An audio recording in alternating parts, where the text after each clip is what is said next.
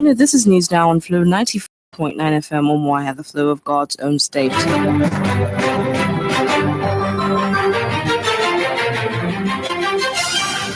Good afternoon. My name is Mercy Orji. Now the headlines. 14 persons die at APC rally in River State. 4,695 card readers destroyed in Anambra INEC office fire. 3,000 beneficiaries to participate in National Cash Transfer Scheme in Abia State. And on the foreign scene, Venezuela's opposition leader vows to bring in humanitarian aids despite government resistance.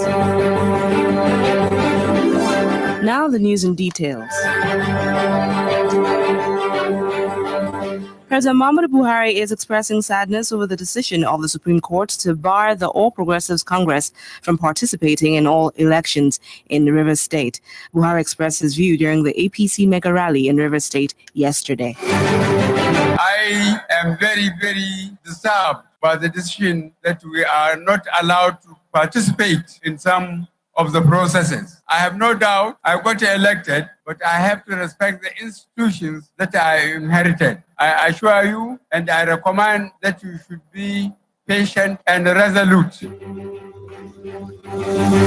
APC National Chairman Adams Oshomole regretted that there was a great attempt to prevent the party from giving the people the opportunity to choose their candidate from the APC. There can be huge gap between judgment and justice. We are committed to justice. We are committed to fairness. We are committed to democracy. We are committed to inclusion. Today, Mr. President, it hurts, but there is so much effort to prevent our party and award positions without contestation to the PDP. In Zamfara State, we are fighting to have our right of our people to choose who they want. And here in River State, that right seems to have been taken away.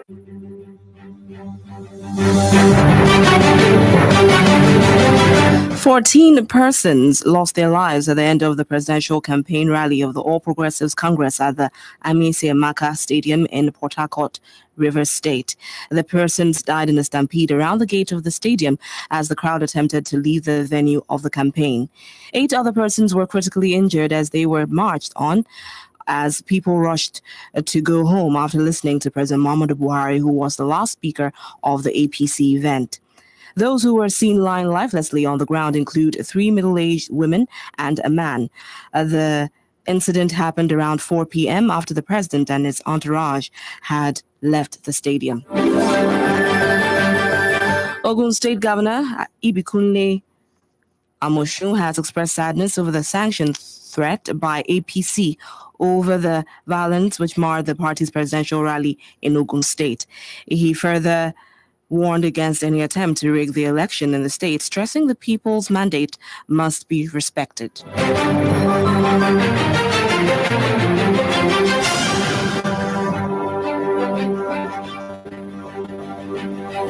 The All Progressives Congress, APC, says it is fully behind Governor Nasser El-Rufai of Kaduna State over his comment threatening the foreigner who intervenes in Nigeria's election. El-Rufai had threatened that any foreigner who intervenes in Nigeria's elections will go back in body bags.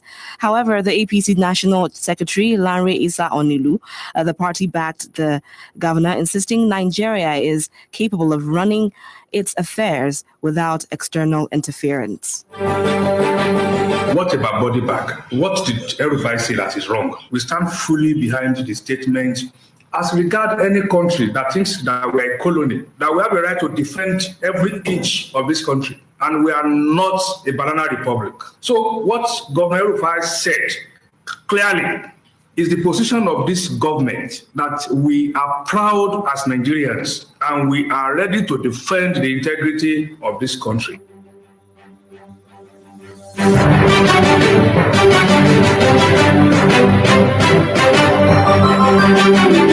The Independent National Electoral Commission, INEC, said that from the initial assessment of today's fire incident in Anambra, a total of 4,695 smart cards readers were destroyed.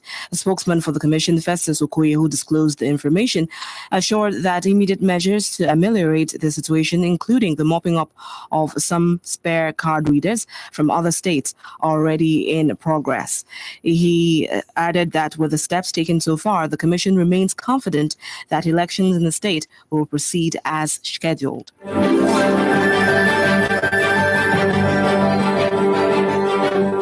Abia Governor Dr. Okeze Bazo has assured the people of Okwa East that the Obohia Road will be officially flagged off in the next 10 days. The governor gave the assurance during the PDP rally at Okwa East, local government area, where he told the people that their rights must be extended to them. The state chief executive informed Okwa people that no project that is more viable other than Enyimba Economic City, which is located in Okwa. He explained that within the economic city are employment opportunities and economic development, adding that Ndoki land is the future hope of Ndibo. The All Progressives Grand Alliance governorship candidate for March 2nd governorship elections in Abia State, Dr. Alex Oti, is maintaining that the Abia Charter of Equity is moribund. Speaking on Flow FM's political program, Oti said the quest for leadership in Abia State is beyond clannish interest and urged the electorate to vote their conscience. Abia State, where we are today, is a state in trouble. It's a state that has been mismanaged. It's a state that has gone through a lot of difficulties.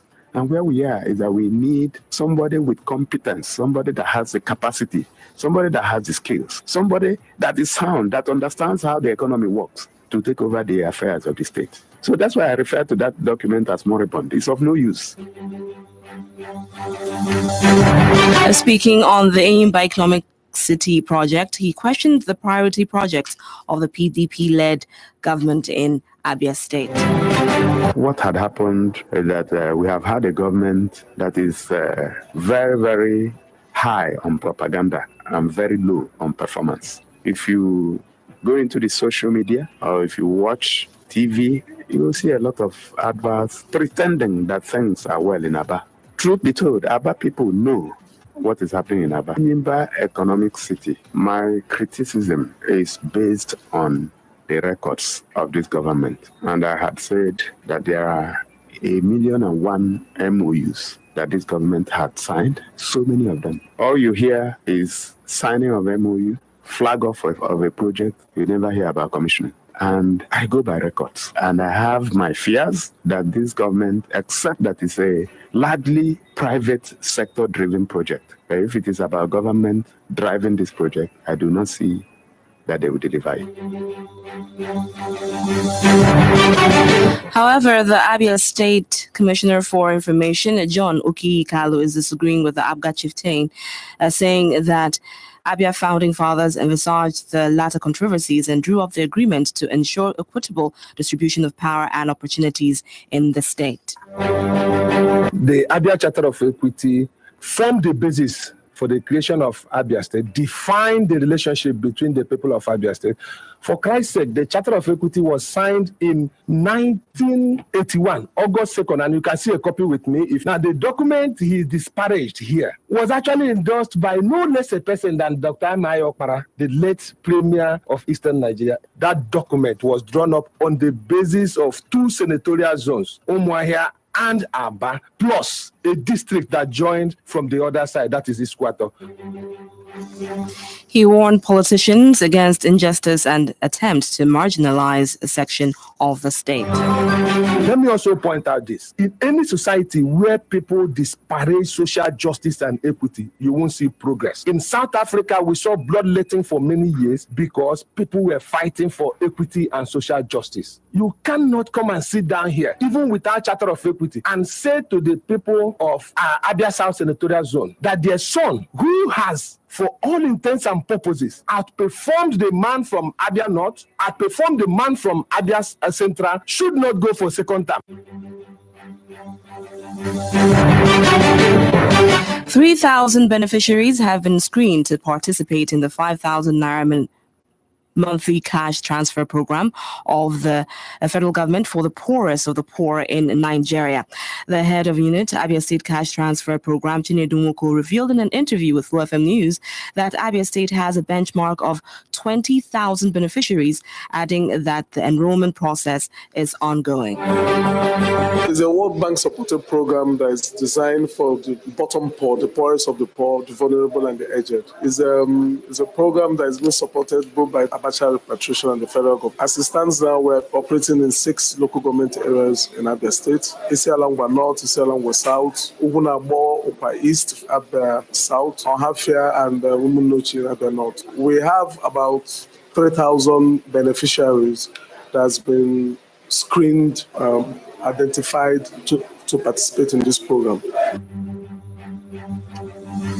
Also speaking, the National Enrollment Officer, Sadia Abdullahi, listed the criteria for selection of beneficiaries.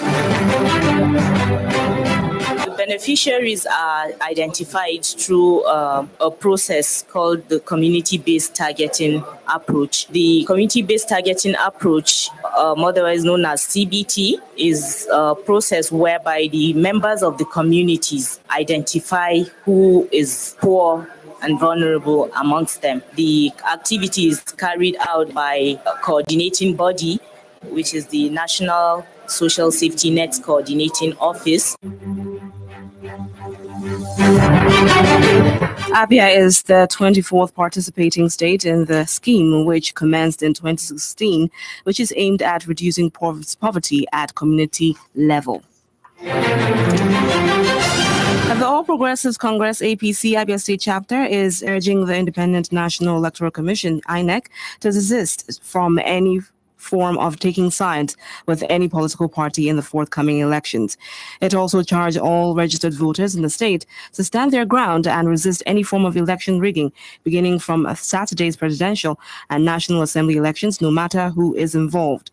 APC, while speaking on the outcome of the last day for the collection of the permanent voter cards, PVC, said it was not satisfied with the reports that some INEC officials were caught in some local government areas collecting bribes before issuing PVCs to people. The spokesman of the party, Comrade Benedict Godson, who disclosed this, lashed out at the electoral umpire for what it termed indirect disenfranchisement of Abia voters by frustrating them and making the collection of PVC too cumbersome. The Nigeria Medical Association Abia State chapter is insisting on embarking on a 72-hour warning strike today to protest the 11 months salary arrears being owed its members by the Abia State government. Speaking to Flow FM News, the NMA chairman, Abia State chapter, Carol Iwoha, lamented the plight of their members following the non-payment of salaries by the government. It's very unreasonable that people are working for upwards of 10 weeks and they are being put salary. And there have been promises and promises, even up to Saturday there were still promises from government. Abia State government owed teaching hospitals 11 months salary, owed the hospital management of which involves all the general hospitals, owed them 8 months salary. That's the cost of it. No, for the warning strike, it's only government hospitals that are involved. She noted that Abia State government has been giving promises without fulfilling anyone. Well, we got to a point. We got to a point where he admitted, and it's also understandable because we are all part of the economy. He admitted they will not be able to pay the money in one self, that they will chart a plan of paying. So we did a proposal on how it would be, and then they agreed to start the payment. But since that agreement was reached over 3 weeks, and nothing has happened. Meanwhile, Abia State Commissioner for Information John Oki Kalu said plans are on to address the issue.